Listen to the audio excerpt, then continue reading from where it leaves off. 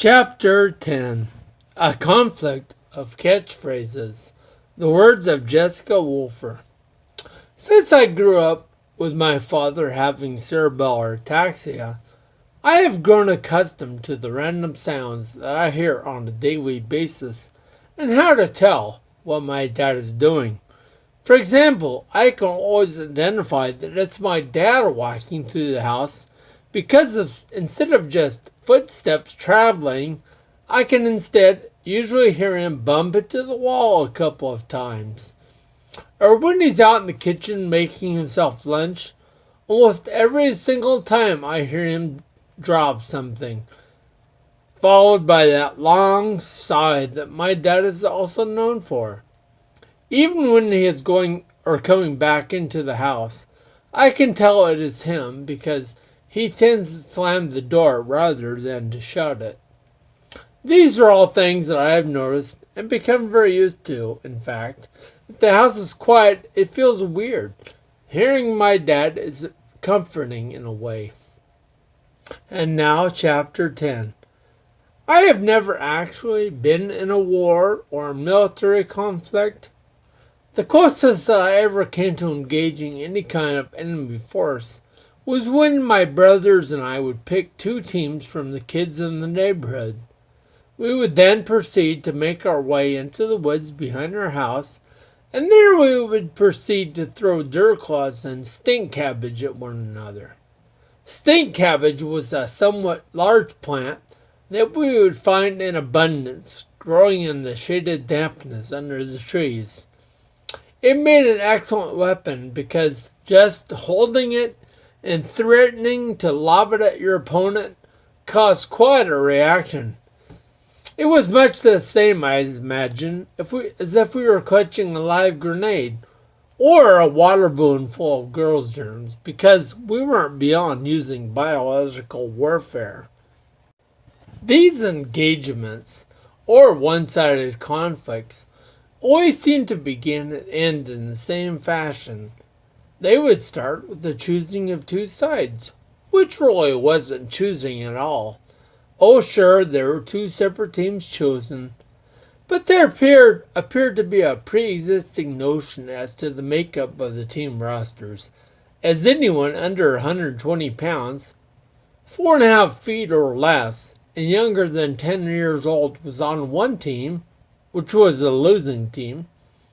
I have long held the opinion that this system had been deliberately designed in this fashion, because choosing teams this way provided a convenient way for the older and the bigger kids to take any challenge or fun out of any of the games that we played.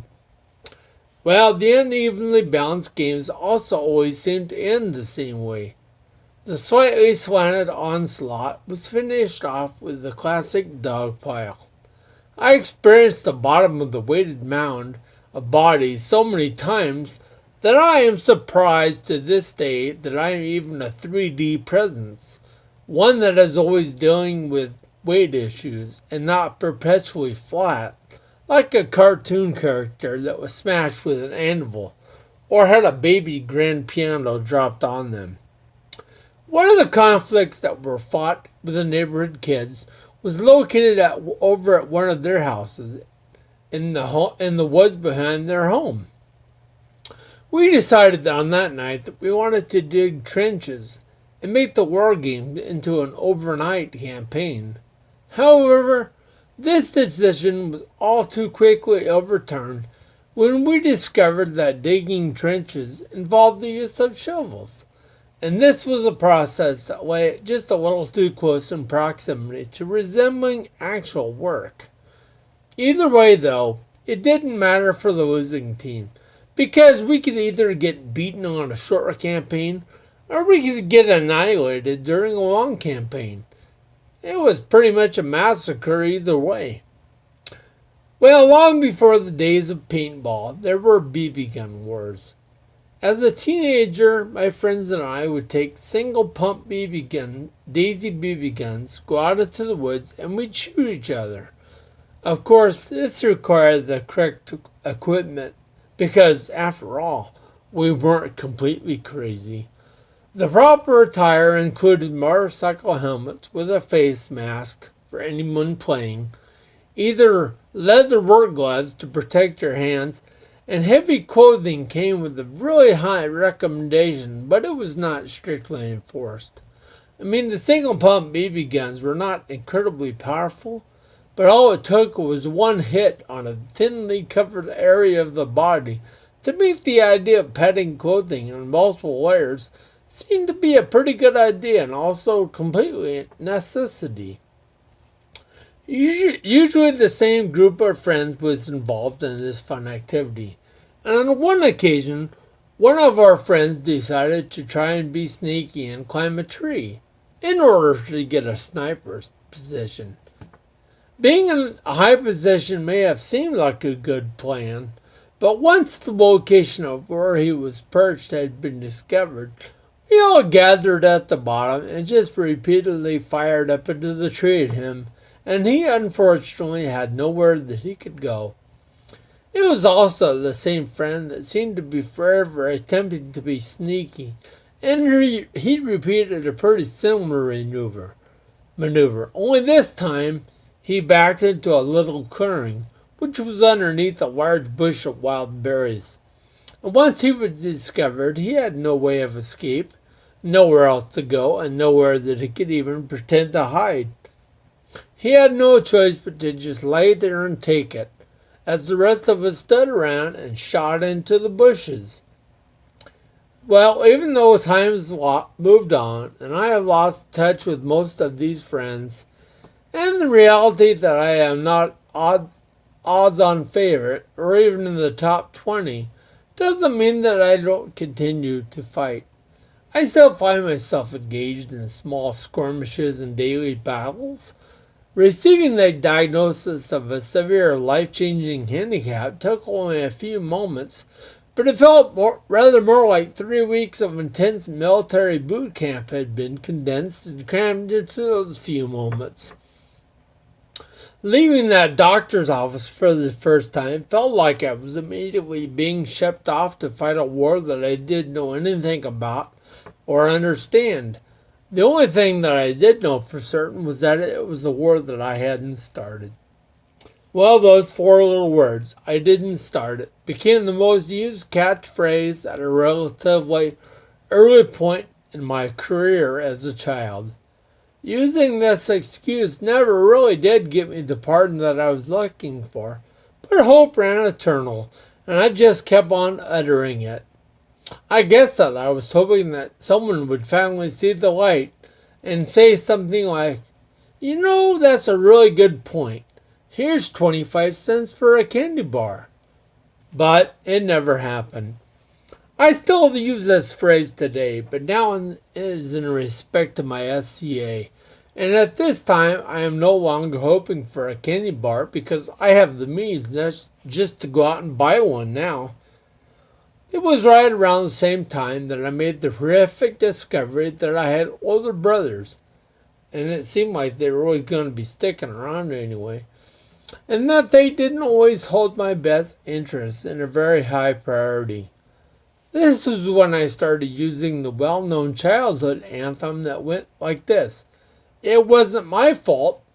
Usually there was a "but mom" or a "but dad" at the beginning of that statement. In the face of an inevitable, yet undesirable outcome, this phrase was seen as always being worthy of a shot. It very seldom helped, but it was worth a shot.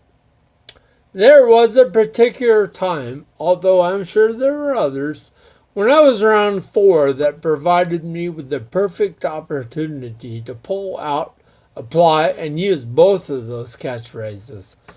I even went on to administer a third excuse, which was closely related to, in this instance, to the first 2. The third phrase was along the lines of "they did it." The "they" that I was referring to in this application, of course, was my 2 older brothers.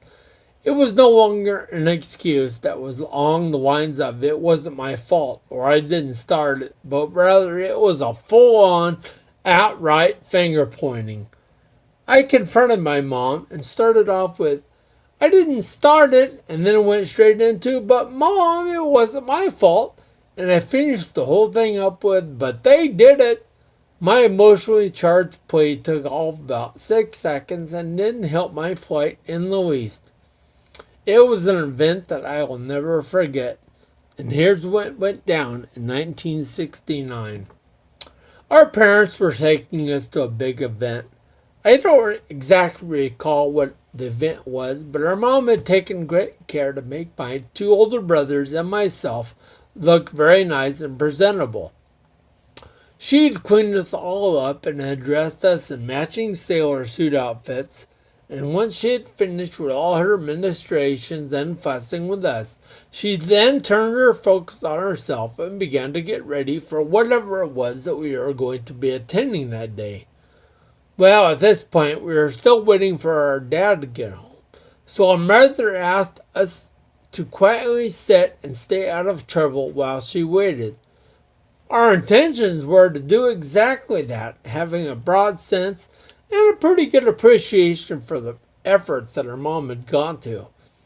Well, after about a minute and a half, we began to fidget and push the boundaries of just what it meant to stay quiet and keep out of trouble. Soon we were venturing outside, and before I knew it, two events happened simultaneously. The first one was that we found ourselves standing in the little cow pen beside our house. The second and the most significant thing that happened was that an argument broke out between my brothers. It seemed that just as quickly the two were separated by several yards and had begun to throw piles of cow dung and dirt clods at one another.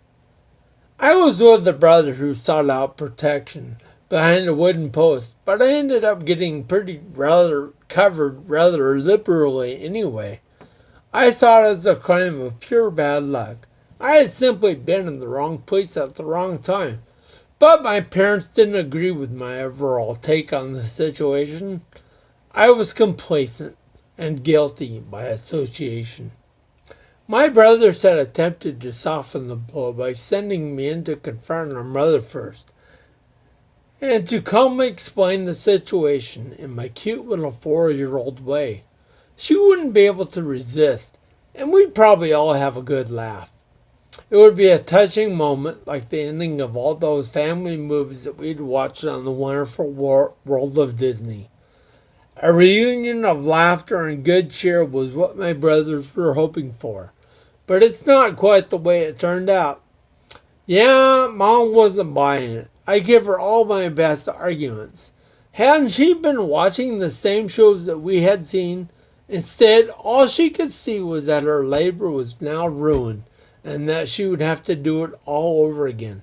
I don't remember if there was even enough time at this point to make the effort. All I remember is that the moment my dad arrived on the scene, and my mom shared with him her overwhelming feelings of parental pride. Well, the rest of that story has been traumatically blocked from my memory.